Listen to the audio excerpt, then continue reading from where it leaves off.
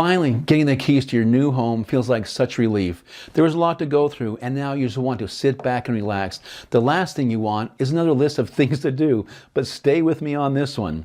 Hi, I'm Gordon Baker with RE/MAX Alliance Group, and I want to share some tips and advice of things to do after closing on your house. I have a short list of 9 items.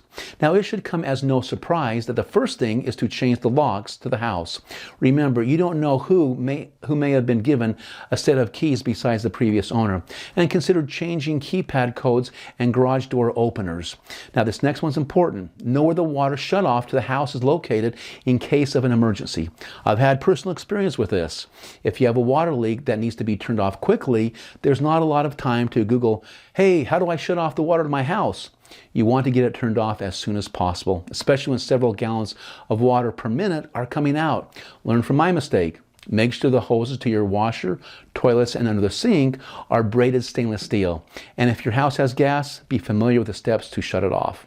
Now, do me a favor. If you're enjoying this video, make sure and like it and subscribe to the channel to be made aware of future real estate content. Next, understand what AC condensation lines are, what they're for, and where they are located. You have 2.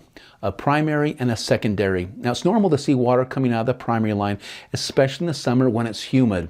That's what you want, it's normal, and it's the one closest to the ground. Nothing to get worried about. Now, if you see it coming out of the secondary or overflow line, which is the one that's higher up, that's worrisome because it means the primary line is clogged and you should call an AC company quickly.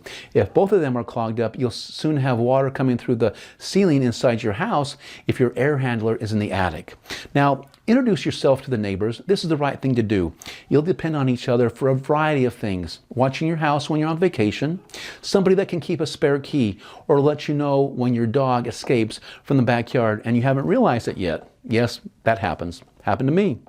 Our neighbors are great and we can depend on them for anything, and many times do. It helps create a community bond, so take the first step. Now, prepare for solicitations galore.